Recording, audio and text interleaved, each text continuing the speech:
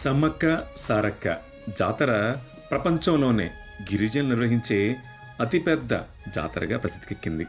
భారతదేశంలో కుంభమేళ తర్వాత ఆ స్థాయిలో భక్తులు హాజరయ్యేది ఈ జాతరకే. ప్రతి 2 సంవత్సరాలకు ఒకసారి మాఘశుద్ధ పౌర్ణమి నుంచి 4 రోజుల పాటు అత్యంత వైభవంగా నిర్వహించే ఈ జాతరకు కేవలం మన తెలుగు రాష్ట్రాల నుంచే కాక దేశంలోని అన్ని ప్రాంతాల నుంచి అలాగే విదేశాల నుంచి కూడా భక్తులు కుల మతాలకు అతీతంగా లక్షలాదిగా హాజరవుతారు. మరి గిరిజనులు తమ కులదైవంగా భావించే సమ్మక్క సారక్కలు ఎవరు? వీరి చరిత్రను తెలుసుకోవాలంటే మనం చరిత్రలో 700 సంవత్సరాల పాటు వెనక్కి వెళ్లాల్సి ఉంటుంది. 13వ శతాబ్ద కాలంలో మేడారం ప్రాంతం కాకతీయ ప్రభువైన ప్రతాపరుద్రుడి ఏలుబడిలో ఉండేది. కాకతీయ రాజ్యానికి సామంతులుగా ఎన్నో చిన్న చిన్న రాజ్యాలు ఉండేవి. అలా నేటి జగిత్యాల జిల్లాలో ఉన్న పోలవాస అనే ప్రాంతాన్ని గిరిజన దొర మేడరాజు పరిపాలిస్తుండేవాడు.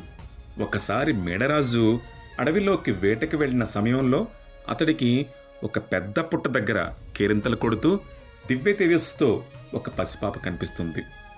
ఆ పసిపాపకు రక్షణగా పులులు సింహాలు చుట్టూ తిరుగుతూ ఉంటాయి.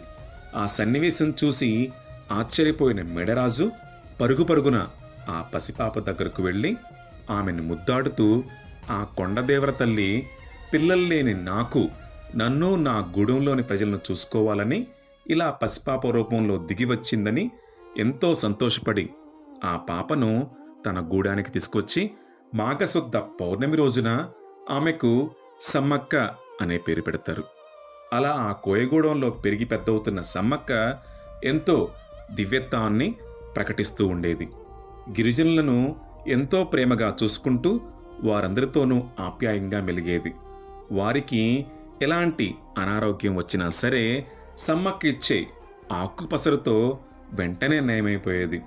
సమ్మక్కకు యుక్త వయసు రాగానే ఇక్కడి నుంచి తాను గూడానికి అవతల వైపునున్న దేవరగుట్ట పైన ఉంటానని మేడరాజుతో చెప్తుంది. దాంతో సమ్మక్క మాట కాదనలేని మేడరాజు ఆమెను దేవరగుట్ట వద్ద దింపి అక్కడ ఆమె అవసరాల కోసం ఒక బావిని తవ్విస్తాడు. ఆ బావినే జలకం బావి అని పిలుస్తుంటారు.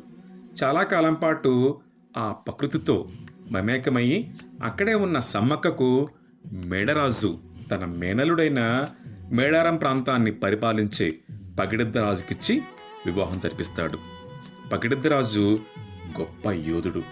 గిరిజనులందరినీ కన్నబిడ్డల వలె చూస్తూ వారికి ఎలాంటి కష్టం రానివ్వకుండా మేడారం ప్రాంతాన్ని పరిపాలిస్తుంటాడు. సమ్మక్క పగిడిద్దరాజుల దాంపత్య జీవితం ఎంతో సంతోషంగా సాగిపోతుంటుంది. వీరికి సారలమ్మ, జంపన్న, నాగులమ్మ అనే 3 సంతానం కలుగుతారు. సారలమ్మ అందంలోనూ తేజస్సులోనూ సమ్మక్కకు ఏమాత్రం తీసిపోయేది కాదు. అలా పెరిగి పెద్దయిన సారలమ్మకు సమ్మక్క పగిడిద్దరాజులు కొండాయి ప్రాంతానికి చెందిన గోవిందరాజుకిచ్చి వివాహం జరిపిస్తారు. అలా అంతా సాఫీగా సాగిపోతున్న సమయంలో ఒక్కసారిగా మేడారం ప్రాంతంలో భయంకరమైన కరువు ఏర్పడుతుంది. దాంతో మేడారం ప్రజలు పంటలు పండక తాగటానికి గుక్కెడు నీళ్లు కూడా లేని తీవ్ర ఇబ్బందులు వెతుక్కుంటూ ఉంటారు. దాంతో మేడారం ప్రజలు పంటలు పండక తాగటానికి గుక్కెడు నీళ్లు కూడా లేక తీవ్రమైన ఇబ్బందులు ఎదుర్కొంటుంటారు. దీంతో పగిడిద్దరాజు కాకతీయ ప్రభువులకు కప్పం చెల్లించలేకపోతాడు. ఇదే సమయంలో రాజ్య విస్తరణ కాంక్షతో ప్రతాపరుద్రుడు తన సైన్యంతో పోలవాసపై దండెత్తాడు. కాకతీయ సైన్యం ధాటికి తట్టుకోలేకపోయిన మేడరాజు మేడారం పారిపోయి తన అల్లుడైన పగిడిద్దరాజు దగ్గర ఆశ్రయం పొందుతాడు. ఒకవైపు తమకు కప్పం కట్టకపోవటం, మరోవైపు మేడరాజుకి ఆశ్రయం కల్పించడంతో పాటు కోయ గిరిజనులలో కాకతీయుల సార్వభౌమానికి వ్యతిరేకంగా విప్లవభావాలు నూరిపోసి రాజ్యాధికారాన్ని ధిక్కరిస్తున్నాడనే కారణంతో పగిడిద్దరాజుపై ఆగ్రహంతో రగిలిపోయిన ప్రతాపరుద్రుడు అతడిని ఎలాగైనా సరే అణిచివేయాలని భావించి తన మంత్రి యుగంధరుడితో కలిసి అశేష కాకతీయ సైన్యాన్ని వెంటబెట్టుకుని మాఘశుద్ధ పౌర్ణమి రోజున మేడారంపై దండెత్తుతాడు. ఉరుములేని పిడుగుల మేడారంపైకి కాకతీయ సైన్యం దండెత్తి వస్తుండటంతో ఇది తమ ఆత్మగౌరవానికి అస్తిత్వానికి పోరాటమని భావించిన సమ్మక్క, పగిడిద్దరాజు, సారలమ్మ, గోవిందరాజు, జంపన్నలు గిరిజన తెగలతో సమావేశమై వారిని యుద్ధానికి సన్నద్ధం చేసి వారి దగ్గరున్న సాంప్రదాయ ఆయుధాలతోనే కాకతీయ సైన్యంపైకి గెరిల్లా యుద్ధానికి దిగి వీరోచితంగా పోరాడతారు. అయితే వేలాదిగా విరుచుకుపడిన కాకతీయ సైన్యం ముందు వీరికున్న కొద్దిపాటి సైన్యం నిలవలేకపోతుంది. దీంతో కాకతీయ సైన్యం చేతిలో పగిడిద్దరాజు, గోవిందరాజులు వీరమరణం పొందుతారు.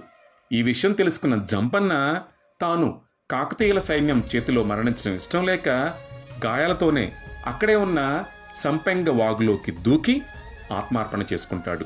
అప్పటి నుంచి ఆ వాగుకు జంపన్న వాగు అనే పేరు స్థిరపడింది.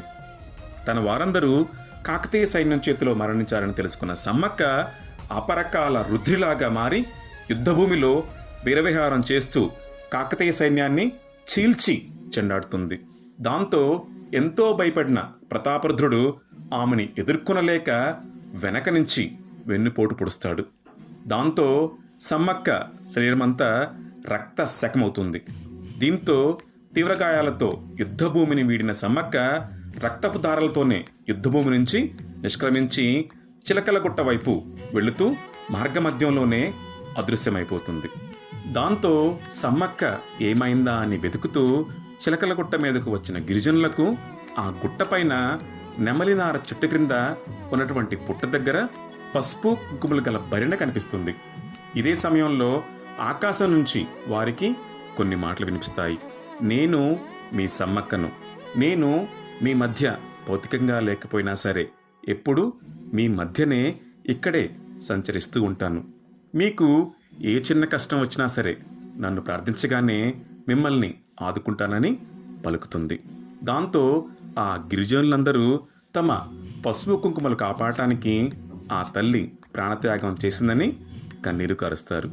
ఇదే రోజు రాత్రి ప్రతాపరుద్రుడికి కాకతీయుల ఆరాధ్య దైవమైన కాకతీయాదేవి కలలో కనిపించి అతడి పైన తీవ్రమైన ఆగ్రహం వ్యక్తం చేస్తూ అధికారం చేతిలో ఉందన్న అహంకారంతో కన్ను మిన్ను కానకుండా అమాయకులైనటువంటి ఆడబిడ్డలను కర్కశంగా చంపుతావా?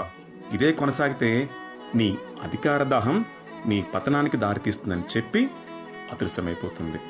ప్రతాపరుద్రునికి సమ్మక్కే కాకతీదేవి రూపంలో ఆ మాటలు చెప్తున్నట్లు అనిపిస్తుంది. కాకతీదేవి మాటలతో ఒక్కసారిగా ఉలిక్కి పడి లేచినటువంటి ప్రతాపరుద్రుడు ఎంతో భయపడి పరుగు పరుగున మేడారానికి చేరుకొని మీకోసం పోరాడిన సమ్మక్క సాక్షాత్తు దైవస్వరూపం అని వారితో పలికి ఇక నుంచి తాను కూడా ఆమె భక్తుడిగా మారిపోయానని వారితో చెప్పి చిలకలగుట్ట దగ్గరకు వెళ్ళి ఆ కుంకుమభరణకు నమస్కరించి అక్కడి గిరిజనులందరికీ క్షమాపణ చెప్పి మేడారం ప్రాంతాన్ని స్వతంత్ర రాజ్యంగా ప్రకటిస్తాడు. దాంతో తమ కోసం వీరోచితంగా పోరాడి ప్రాణత్యాగం చేసిన సమ్మక్క, సారలమ్మ, పగిడిద్దరాజులు తమను రక్షించడానికి వచ్చిన వనదేవతలుగా భావించిన గిరిజనులు అప్పటినుంచి తమ అస్తిత్వం కోసం ప్రాణాలు అర్పించిన సమ్మక్క, సారలమ్మకు గుర్తుగా మాఘశుద్ధ పౌర్ణమి రోజున ప్రతి 2 సంవత్సరాలకు ఒకసారి జాతర చేయటం ప్రారంభించారు. ఆ ఆచారం నేటికి కొనసాగుతూ ఉంది. 4 రోజుల పాటు ఎంతో వైభవంగా జరిగే ఈ జాతరలో మొదటి రోజైన మాఘశుద్ధ పౌర్ణమి నాడు మేడారానికి 3 కిలోమీటర్ల దూరంలో ఉన్న కన్నెపల్లి నుంచి సారలమ్మ అమ్మవారిని గద్దెపైకి తీసుకొస్తారు. ఆ తర్వాత అదే రోజున కొండాయి అనే ప్రాంతం నుంచి సారలమ్మ భర్త అయిన గోవిందరాజును తీసుకొస్తారు. వీరిద్దరిని గద్దెలపైన ప్రతిష్ఠించిన తరువాత పూనకొండ అనే ప్రాంతం నుంచి సమ్మక్క భర్త అయిన పగిడిద్దరాజును తీసుకొస్తారు. దీంతో మొదటి రోజు ఘట్టం పూర్తవుతుంది. ఆ తరువాత కీలకమైన 2వ రోజు నాడు ఈ జాతర మొత్తంలో కీలకమైన సమ్మక్క అమ్మవారిని మేడారానికి తూర్పు దిక్కున ఉన్న చిలకలగుట్ట నుంచి అమ్మవారి ప్రతిరూపంగా భావించే కుంకుమభరణ రూపంలో గద్దెపైకి తీసుకొస్తారు.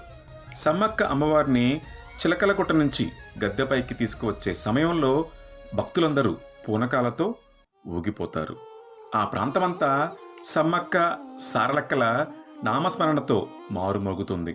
మూడో రోజు సమ్మక్క సారలమ్మ సహా మిగతా వనదేవతలందరినీ లక్షలాది భక్తులు దర్శించుకుంటూ తమ పిల్లా పాపలు చక్కగా చూడాలంటూ వారిని మొక్కుకొని అమ్మవారికి చీరాసారితో పాటు నిలువెత్తు బంగారం అనగా బెల్లాన్ని సమర్పించుకుంటూ ఉంటారు.